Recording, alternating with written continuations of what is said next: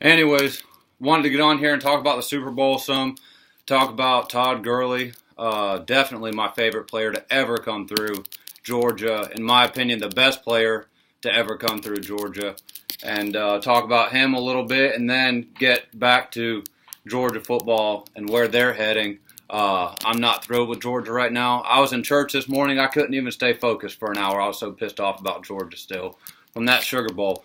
A bunch of people asked me why I didn't do a video after the Texas game, because I'm too mad to do a video after the Texas game.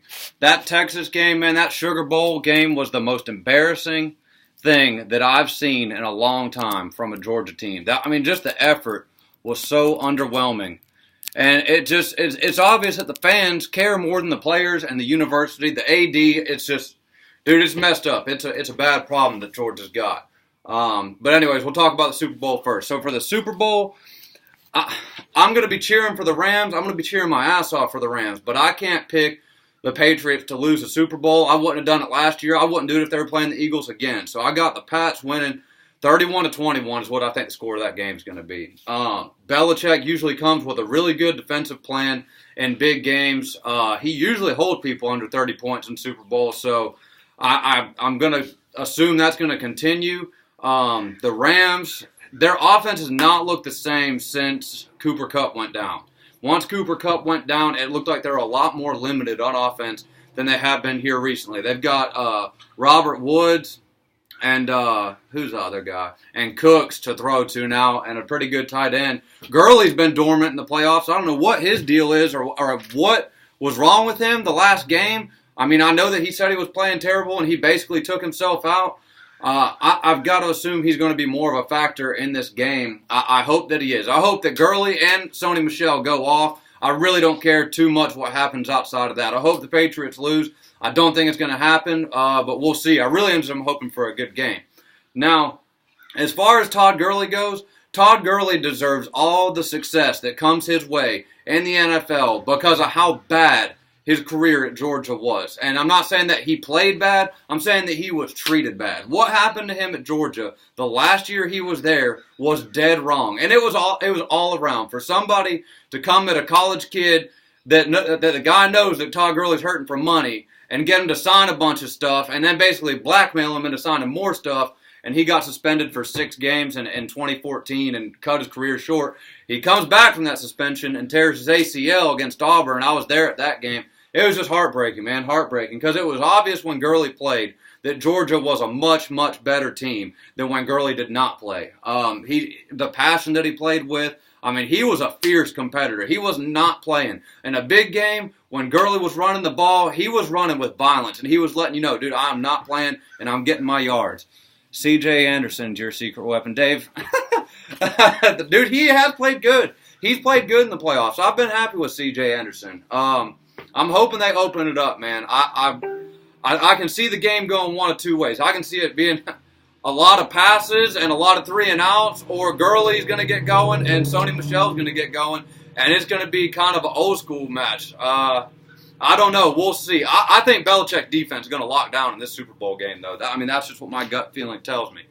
But back to Todd Gurley, man. Seriously, it really was a privilege to watch this guy play football. I saw him play in person a handful of times. I would pay $400 a pop to go watch Todd Gurley play in between the hedges or anywhere for that matter. He was that good. The dude changed games by himself with a terrible, terrible offensive line. The offensive line that UGA's got now that our running backs are running behind is elite compared to what Todd Gurley was running behind. Mark Richt did not recruit O-linemen at the clip that Kirby Smart does. It's totally different. So you've got to give hats off to Gurley and Aaron Murray for what they were able to do on offense back then. Mike Bobo was running up 42, 43 points a game at this time as the offensive coordinator. I like Bobo. A lot of people didn't like Mike Bobo. I did like Mike Bobo. But man, as a freshman, the thing about Gurley is you got to remember Keith Marshall came into Georgia with all the hype as the number 1 running back in the country. Nobody even knew who Todd Gurley was. I think he was a 3-star. He was out of Tarboro, North Carolina. Nobody expected Gurley to play. It was going to be the Keith Marshall show. From the very beginning, everyone was saying, oh, Keith Marshall's going to be the next Todd Gurley. Keith Marshall's going to win the Heisman. He runs a 4.2 40. All this stuff, which was great. But, man, he came in there, Todd Gurley, right away. I think his very first game, Georgia was playing Buffalo, ran a kickback for 100 yards. And he did that a few times in his career at Georgia, running kicks back. But as a freshman, he played 14 games. He had 222 attempts, 1,385 yards. And he had over 200 yards receiving. He had 1,500 yards from scrimmage and 17 touchdowns as a freshman. So he had an impressive freshman season, and you could see towards the end of his freshman year, it was really clicking. He was really starting to find his stride. 2013 is probably the most underwhelming Georgia team I've ever watched. The most underachieving, most talented Georgia team I've ever seen. That was one of the hardest seasons to watch because we had so much talent and went 8-5 and did nothing. It was so frustrating. Gurley played 10 games in 2013. Every year he played less and less. 10 games in 2013, 165 attempts for 989 yards. Still had a bunch of receiving yards, had 1,430 yards of scrimmage and 16 touchdowns. The next year, 2014, he only played 6 games, only had 123 attempts, 911 yards. But, man, he was averaging 7.4 yards a rush that season, man. It was incredible. I was there at the Clemson game. In 2014, he ran a 100-yard kickback and had 198 yards rushing. He had 300 yards by himself. It was the first game my sister Caitlin ever went to in Sanford Stadium. It was a great game. Georgia dominated from start to finish. Chubb had a bunch of big runs in that game too. Sonny Michel played in that game. It's just amazing how many good players have played at UGA, especially running back. I don't know what the deal is with wide receiver, why Georgia can't sign a wide receiver or have really talented elite wide receivers. It's frustrating, but running backs, no question, it's the best school. So Todd, man, the whole thing with him only playing 6 games in 2014 because of suspension, it sucked. I was pissed about it. I mean, it just sucks to see a kid that talented career get cut short and miss so many big games in 2014. I don't think they would have won a national title had he played or anything like that, but they definitely would have been better. And my favorite thing about him, man, was in the big games, he always rose to the occasion. Clemson 2014, incredible. Alabama 2012 as a freshman had over 100 yards rushing. Clemson 2013 had over 100 yards rushing. Florida, every Florida game, Todd Gurley totally dominated the game. It was never, he just shut Florida down from the very beginning psychologically. All 3 years, it was just incredible. They knew he was getting the ball, and nobody could stop it. So, dude, Todd Gurley, I hope that he gets a Super Bowl. I don't know if it's going to be tonight. I hope he has a big game tonight. I think that he will. I'm going to have to assume he's going to rebound from what happened last week. I don't know what it was. Everybody's asking, what was wrong with Todd Gurley last week? Dude, I don't know. I have no idea what was wrong with him. But hopefully he gets right for tonight. I'm trying to scroll down and see some of these comments. But, so yeah, anyways, now on to Georgia. Georgia, man. I was mad about the Sugar Bowl. I was really mad. I was so mad that I could not even make what did Gurley do, Dave? What did Gurley do against his career versus God's team? He had 100 yards. It wasn't Todd Gurley's fault that they lost to Alabama in 2012. I put that squarely on the shoulders of Mark Richt for not calling timeout at the 5-yard line. It was just another dumbass bonehead play. Dude, my uncle coaches 7th grade football and knows to call timeout from the 5 with 7 seconds left. Come on, man. Just that whole era is just filled with underachievement.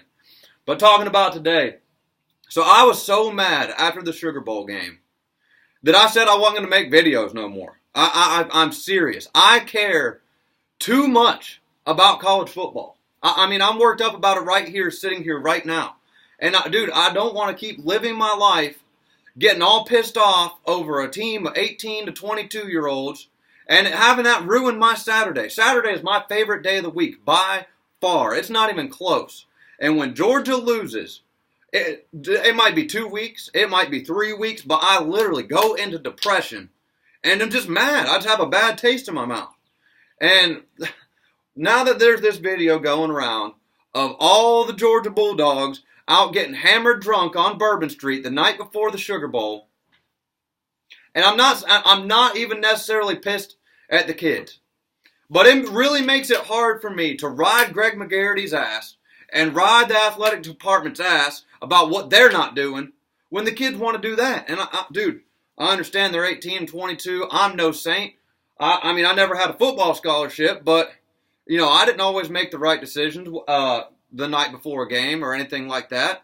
So it's just like, man, when is Georgia going to put football as priority number one and stop being a party school? And I cannot tell you how many Georgia fans on these Facebook sites, when I go absolutely off about the football team, want to get on there and say, well, Georgia's an academic institution.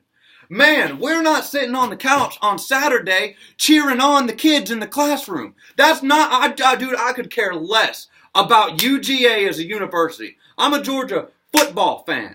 I pay big money to go to football games inside a stadium to watch players play football. I don't care about the class. I don't care about the band. None of that. Literally, dude, none. I wish that it would just be a amateur level for 18 to 22-year-olds called the Georgia Bulldogs that didn't have to go to school. It's stupid.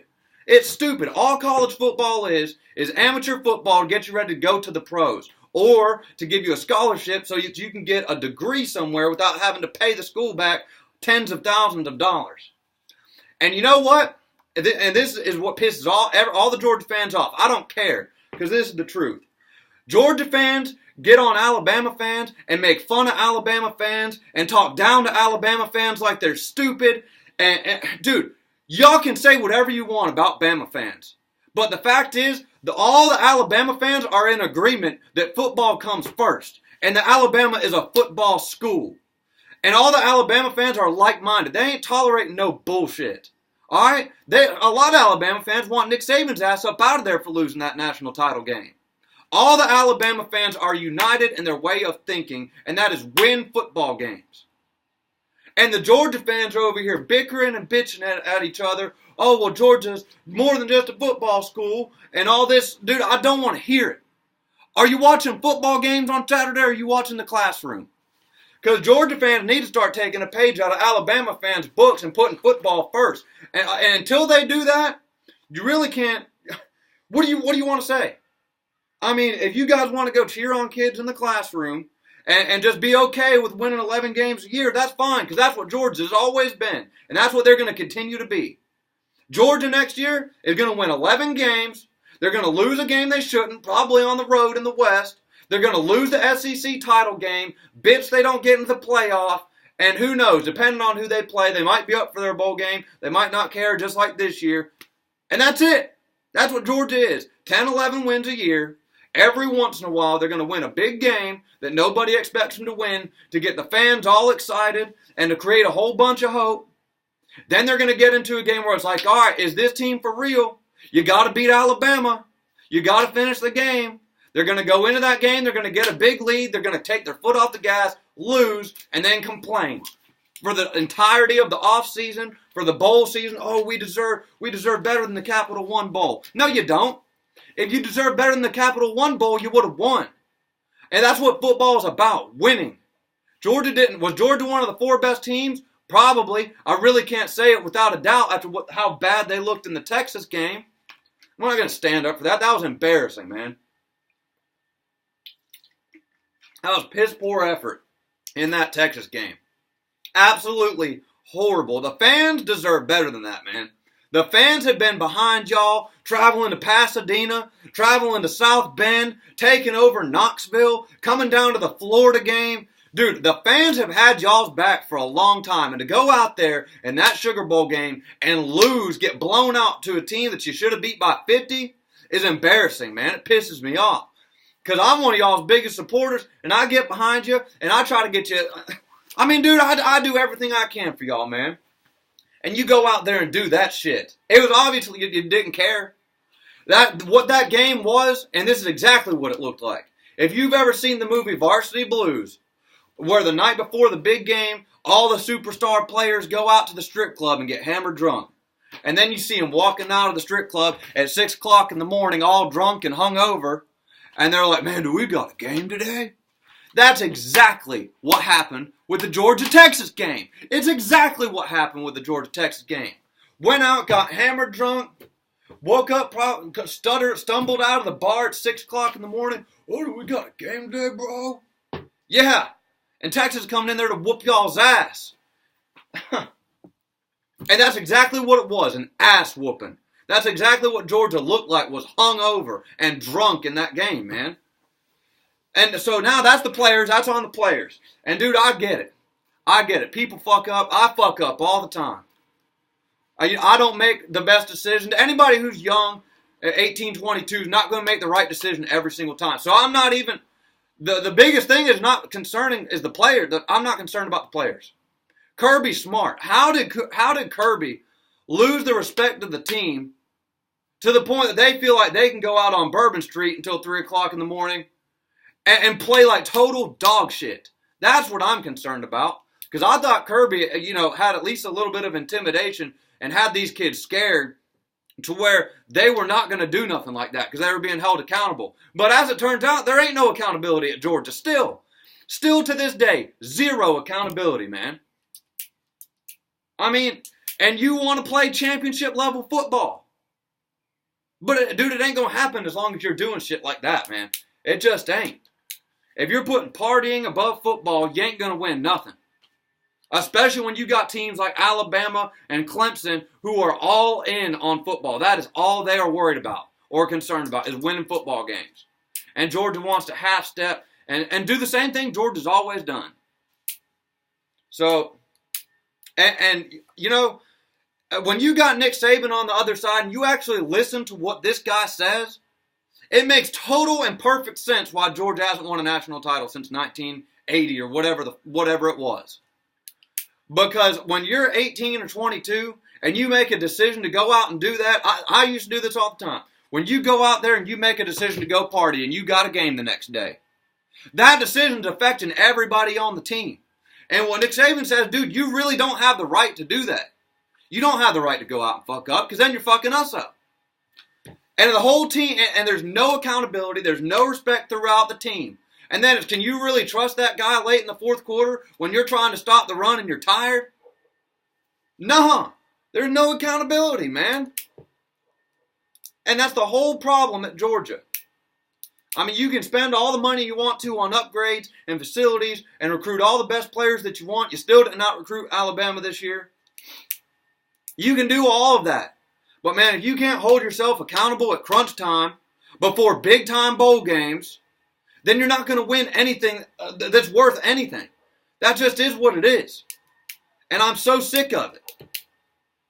I'm sick of the fans caring more than the players and then the athletic department and then Greg McGarity. I want Greg McGarity's ass out of there. That guy's a damn leech. And I'm really complaining now, so I'm sorry that we got to this. But I had to get it off my chest, man. Greg McGarity should have been fired before Kirby Smart got hired. And Kirby Smart comes in here and literally has to do Greg McGarity's job for him. That's the only reason this guy's still here. And because Kirby Smart's looking good, that's the only reason McGarity even has a job. Because all of Georgia's other sports are downhill, piss poor, in the dumpster because Greg McGarity doesn't know how to hire anybody. And this guy's getting paid millions of dollars a year in the rich white man fund, the old money fund at UGA. And then you got people like me and Uncle Lou and all the reasonable Georgia fans out here making videos, all pissed off that we lose. And we're the only ones that care, man. Yeah, the players, the majority of the players work their ass off year-round to win football games. But, dude, you can't go out there and represent like that in a Sugar Bowl game against a team that you should have destroyed. Y'all should have beat Texas by 42 points. Texas, go back and watch their tape against anybody. Can't get lined up on defense. Can't tackle on defense. Can't play the ball in the air on defense. Dude, the effort from Georgia in the Sugar Bowl. I rewatched every Georgia game at least 4 times. I haven't rewatched the Texas game. No, I can't, dude. I couldn't make a video after the Texas game. I don't want to rewatch the Texas game. I want no memory that game ever even happened. I almost paid $350 for one ticket to go to that game. And I'm glad I didn't. That's the exact reason I didn't go. The closer we got from the SEC title to the Texas game, the more concerned I was that our heads weren't going to be in the game. And lo and behold, they weren't. And it's just frustrating. It's frustrating.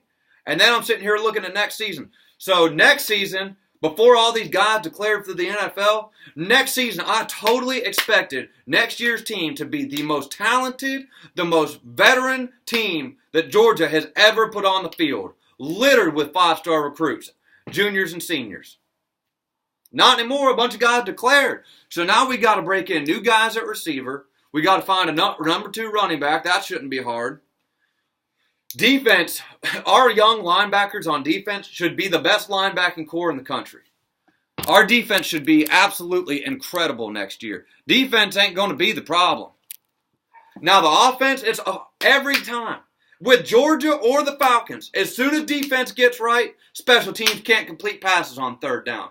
It's lo and behold, if the offense and the defense are clicking on all cylinders, the special teams has got a fair catch every single punt. It's always one area lacking. So now on offense next year, we got to break in all new wide receivers. We don't have a big body wide receiver to throw to. I would love to know where Matt Landers is at.